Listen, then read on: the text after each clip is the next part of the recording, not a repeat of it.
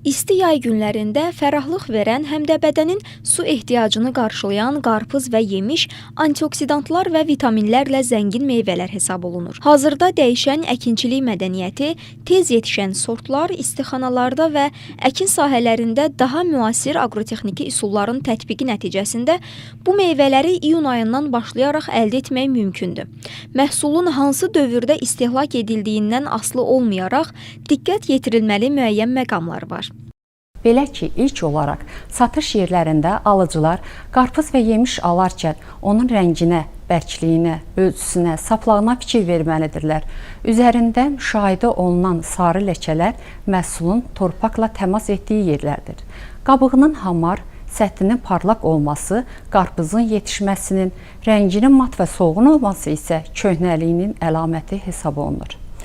Saplağının yaşıl rəng olması qarpızın hələ tam yetişmədiyinin, qurumuş olması isə yetişmiş olduğunun göstəricisidir. Qarpızın və yemişin üzərində çürük və çatılar olmamalıdır. Bundan başqa bu məhsullar torpaqla təmas etdiyindən səthləri torpaqdakı müxtəlif mikroorqanizmlərlə çirklənmiş ola bilir ki, bu da məişətdə gigiyena qaydalarına düzgün riayət edilmədiyi halda məhsulların təhlükəli vəziyyətə gəlməsinə gətirib çıxara bilir. Belə halların qarşısını almaq üçün əsas məqam qarpız və yemişi kəsməzdən əvvəl onları yaxşı yumaq, təmiz və quru bıçaqla kəsmək və kəsiləndən sonra isə düzgün qaydada saxlanılmasına riayət etməkdir.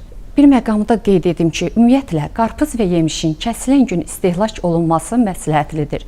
Bütöv qarpızı 10-15 dərəcə Selsi, xırda hissələrə doğranılmış qarpızı isə ağzı kiçik qapalı qablarda müsbət 5 dərəcə Selsi temperaturda saxlanılması məsləhət görülür.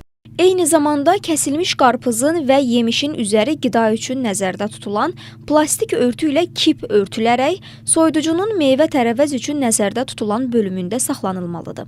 Həmçinin qarpızın alma, pomidor, banan kimi etilen qazı ifraz edən meyvələrin yanında saxlanılması da tövsiyə edilmir.